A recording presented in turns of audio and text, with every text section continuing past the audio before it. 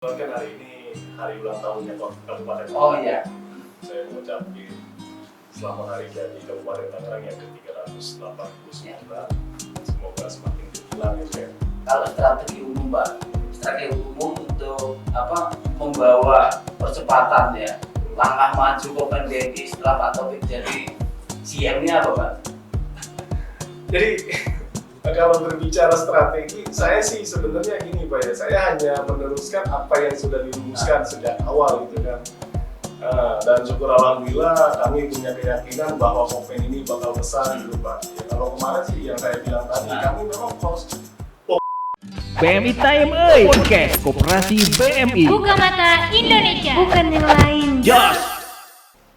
Assalamualaikum warahmatullahi wabarakatuh. Jumpa lagi bareng saya Sulanto di acara kebanggaan kita Buka Mata Indonesia. Jadi acara ini memang punya fungsi edukasi, ajakan dan informasi perkoperasian. Telah datang bersama saya tamu yang luar biasa, Pak Taufik Hidayat. Tas dulu Pak. siap Pak. Taufik Hidayat. Iya. Pak, kita kan sudah prokes ya, Pak. Iya. Sudah prokes, kayaknya kita juga udah vaksin. Sudah. Kemarin kita di operasi BMI gelar vaksin 2 kali, Pak. Iya. Baiknya kita lepas saja, Pak. Siap. Ya. Lalu nanti kita mulai.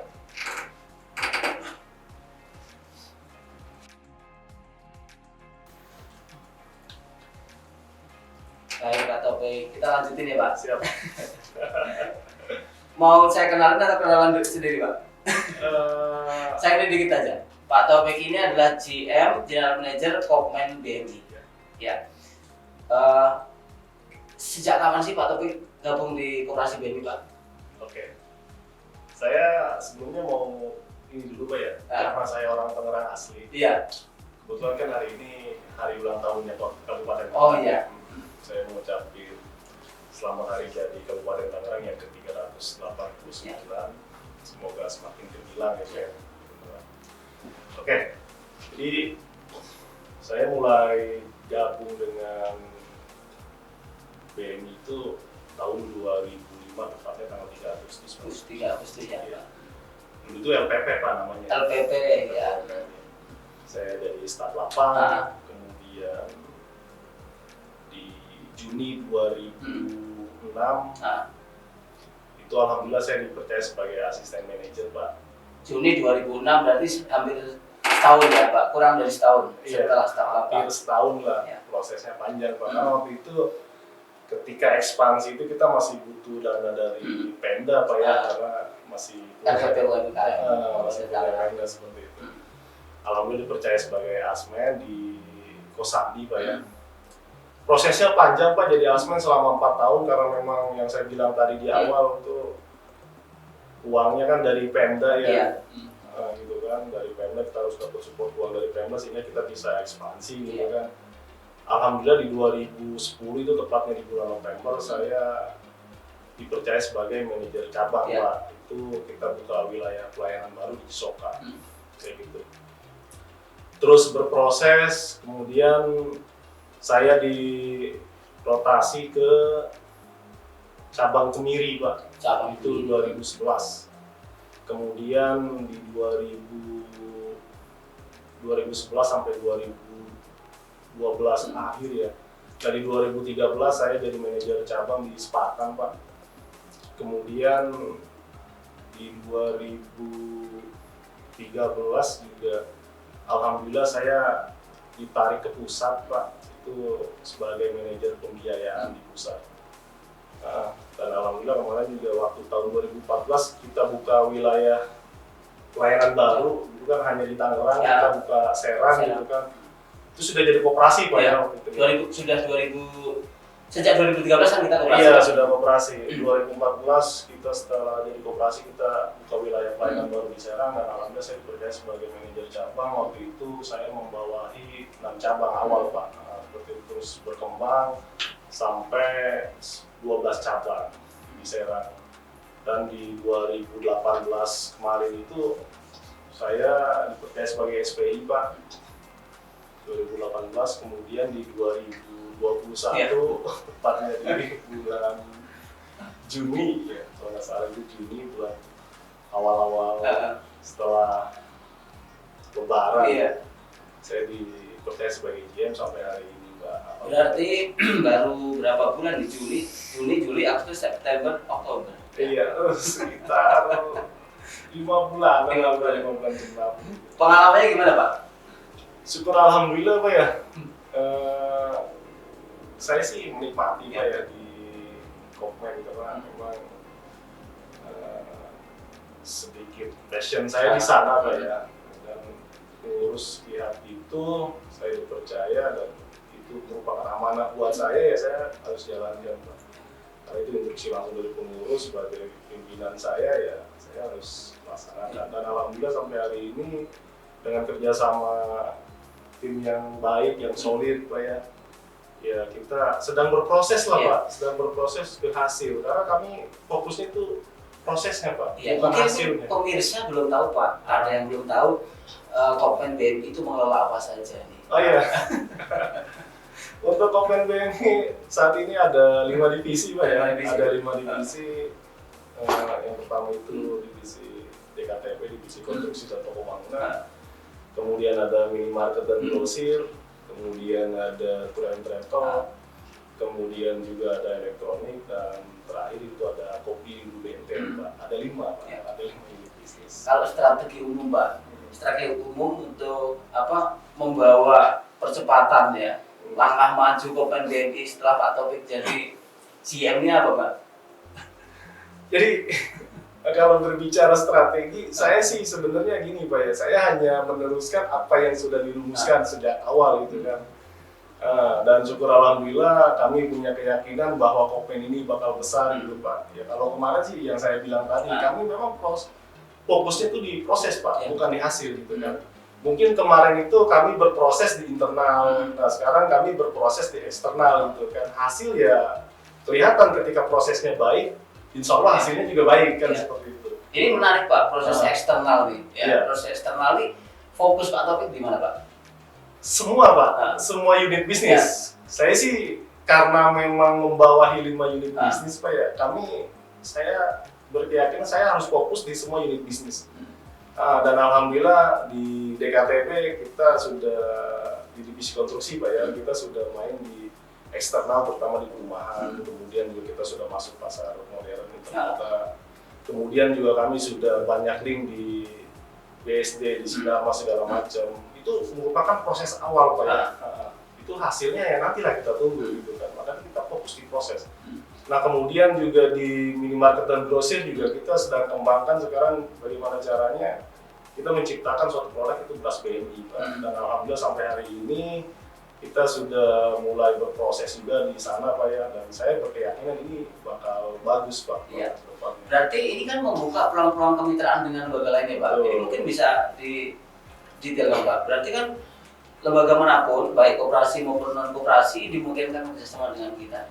Betul Pak, sangat besar kemungkinannya Pak ya, karena memang kita juga kita selalu membangun hubungan baik dengan semua pengusaha, koperasi segala macam gitu kan. Ya mereka ketika apa yang bisa kita kerjasamakan dengan mereka ya monggo.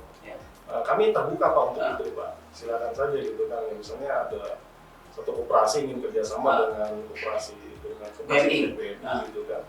Ya monggo silakan saja. Bahkan kita juga sudah banyak sekali kerjasama dengan perusahaan-perusahaan besar kan. Ya, contoh Mikalen, kemudian juga PT Gita Sejahtera Maju, kemudian juga ada PT NSP. PT AJP, itu masih banyak Pak, banyak sekali Pak yang sudah bekerja sama dengan Kopmen BMI. Saya ingin dapat detail tentang pengerjaan kesiapan kita untuk masuk ke industri jasa dan perumahan ini Pak. Ini langkah yang kemarin kita kerjasama untuk membangun perumahan itu seperti apa Pak? Awalnya gini Pak, jadi sebenarnya karena ini merupakan visinya Kopmen Pak ya, visinya Kopmen, visinya Kopsya BMI gitu kan, kita ada BMI gitu. Kalau ada ini proses Pak yang saya bilang tadi kan, mungkin ini prosesnya Pak, kita harus seperti ini, kita harus masuk ke proses-proses kerjasama dengan pihak-pihak eksternal sehingga mereka tahu gitu kan, Kopmen BMI itu ternyata sudah siap ke arah ke BMI Group seperti itu Pak. Karena walaupun pasarnya itu untuk anggota, tetap saja proses-prosesnya dengan eksternal itu penting ya? Penting Pak, karena untuk menuju koperasi yang modern era sekarang kita harus adaptatif terhadap keadaan Pak ya. Bisnis itu kan kita poinnya adaptatif terhadap keadaan. Nah sekarang kalau misalnya kita di internal ya sudah cukup Pak. Kalau di internal kan kita sudah semua kita memang fokusnya internal, tapi eksternal pun peluangnya kan sangat besar ya. Kenapa enggak kan? Kalau di bisnis kan seperti itu Pak. Kita bisa membaca peluang itu dan alhamdulillah sampai hari ini pun kita sudah banyak kerjasama dengan pihak-pihak luar Pak. Tapi poinnya satu Pak. Itu demi terciptanya kesejahteraan anggota. Itu saja sih sebenarnya yang kerjasama dengan eksternal manapun, dengan baik koperasi maupun perusahaan-perusahaan besar seperti itu untuk kesejahteraan anggota. Betul, secara otomatis Pak, karena koperasi akan mendapatkan PHU bahkan laba gitu, dan laba itu kan akan kembali ke anggotanya koperasi BMI kan seperti itu Pak. Kalau kemarin proses pembangunan rumah itu ada berapa Pak?